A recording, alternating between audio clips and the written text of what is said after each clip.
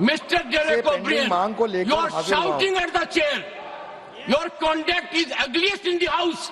मेरे को ये चुनौती नहीं दी जा रही है, ये चुनौती सभापति के पद को दी जा रही है। ये चुनौती, प्लीज, ये चुनौती इसलिए दी जा रही है कि जो व्यक्ति इस पद पर बैठा है वो इसके लायक नहीं है, ऐसा ये सोचते हैं।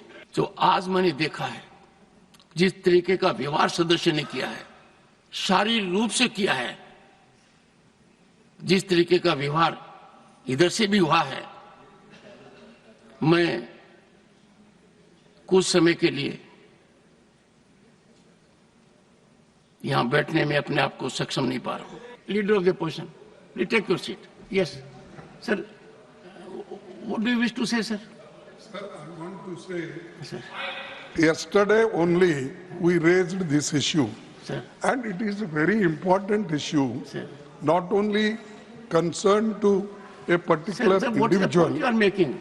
No, this forgot. You want to discuss it?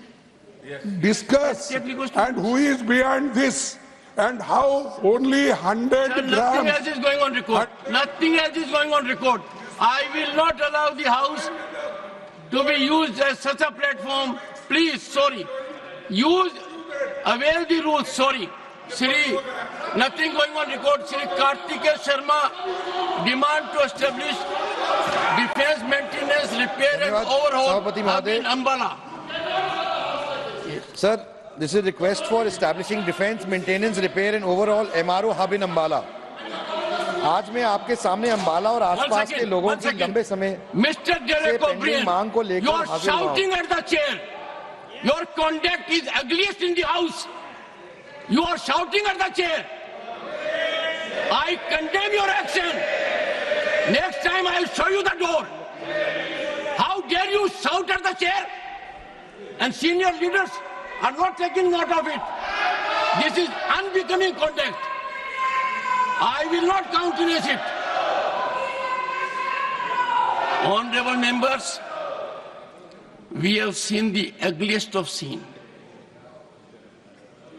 We saw a dark phase of our democracy during emergency.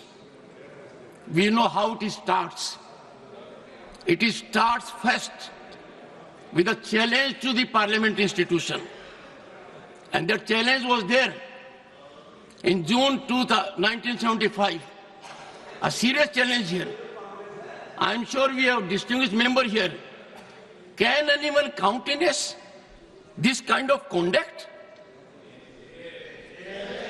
They think they are law unto themselves. They think they are all wise. They think they are the only one whose heart is bleeding. The entire nation is in pain because of our girl. Entire nation is feeling the pain. Right from the president to the prime minister to myself and many more, everyone is sharing the situation. But to monetize it, to politicize it, is the greatest disrespect to that girl. That girl has a long way to go. I was so happy that the state of Haryana immediately announced we will give her all commendations, all financial relief that is due to a medal winner. There is a state government that has recognized her as a medal winner. Will give all assistance given to a medal winner. And here, I would urge you all with folded hands. Many of you are very senior to me. In this house, let us have bipartisan approach on certain issues. Issues like this. On political issues, debate permits your point of view to be projected. Yesterday it was done. And let me tell you, honorable members, when the leader of the opposition raised his hand yesterday,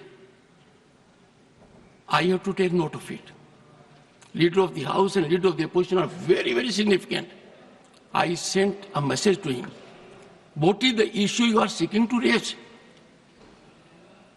And the response which I get in writing, which will be laid on the table of the House today, and that was, I want to raise an issue of urgent public importance. Do I make anything out of it?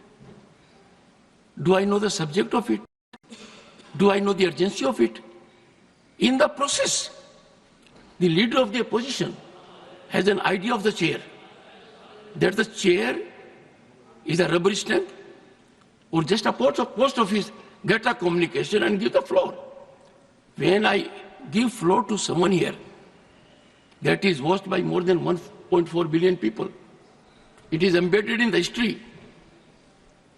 I do not know how I will be able to respond to my conscience. Individually, all members are so talented. Sir, you walked out and you came. In the process, you hurt more than 1 billion people.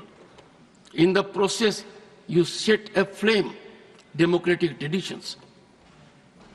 By walking out, the insult to the chair, did you see yourself how Derek O'Brien, floor leader of TMC, shouted at the chairman?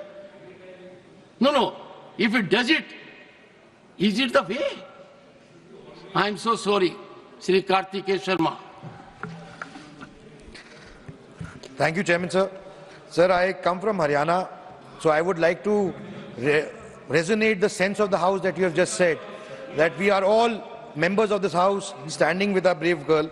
Yes, Sir, I am Leader of the House, on the contemporary scenario, please. जिस तरीके से अभी विपक्ष ने व्यवहार किया, जिसने आपको भी तकलीफ पहुंचाई और संवैधानिक दृष्टि से जो संसदीय मर्यादाएं हैं उनका उल्लंघन हुआ है, वह सच में निंदनीय है। It is condemnable. प्रजातंत्र में सबको अपनी बात रखने का अधिकार है, लेकिन प्रजातंत्र एक व्यवस्था में चलता है और जब व्यवस्थाएं अपनी मर्यादाएं लांघ जाती हैं तो प्रजातंत्र पर बहुत बड़ा आघात होता है। मैंने कल भी कहा था और मैं आज भी कहता हूं कि leading opposition party Indian national Congress और जिनकी एक संख्या के रूप में टीएमसी भी यहां पर विराजमान है विपक्ष के रूप में, जिस तरीके से उनका व्यवहार चेयर के प्रति रहा है वह कंडेमनेबल है। और जो लोग लंबे समय से संसदीय प्रणाली में कार्य करते रहे हैं उनके लिए ये एक प्रश्न आत्मचिंतन का है जो उन्हें करना चाहिए।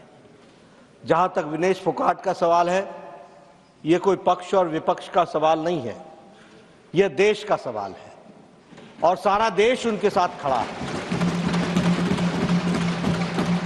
ये भारतीय खेल को आगे बढ़ाने का विषय है जिसके साथ सब लोग भावनात्मक तरीके से जुड़े हुए हैं और भावनाओं के साथ विनेश के साथ खड़े हैं।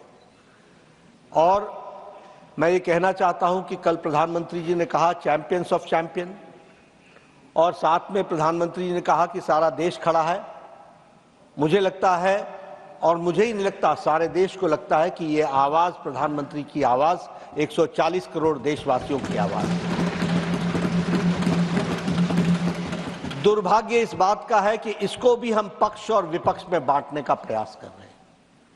मुझे लगता है कि शायद विपक्ष विषय विहीन हो चुका है, मुद्दा विहीन हो चुका है। The opposition does not have any solid issue which they want to discuss, for which the ruling party is ready for discussion on all forums and on the forum of Rajya Sabha. लेकिन जब सारा देश इस विनेश के साथ खड़ा है तो मुझे लगता है, और जो भी प्लेटफॉर्म्स थे और हैं उन सारे पर रिड्रेसल का प्रयास भारत की सरकार और खेल मंत्रालय और ओलंपिक एसोसिएशन के हमारे नुमाइंदों ने किया है। इस बात का मैं विश्वास दिलाना चाहता हूं। इसलिए भावनाओं पर कंट्रोल करना, भावनाओं को सीमित रखना और अपने विवेक से काम करना, यह इस समय की आवश्यकता है। मुझे लगता है, मैं आशा करता हूं कि विपक्ष अपनी भूमिका को इस दृष्टि से देखेगा। एक बार आपको जिस तरीके से आपके चेयर को आघात पहुंचा है, यह सच में निंदनीय है, ऐसा मैं कहना चाहूंगा। Will you take your seat? मैं बोल रहा हूं, टेक योर सीट। बैठिए एक बार, बैठिए, मैं बोलने जा रहा हूं अभी। माननीय सदस्यगण, इस पवित्र सदन को अराजकता का केंद्र बनाना, भारतीय प्रजातंत्र के ऊपर कुठाराघात करना, अध्यक्ष की गरिमा को धूमिल करना, शारीरिक रूप से चुनौतीपूर्ण वातावरण करना,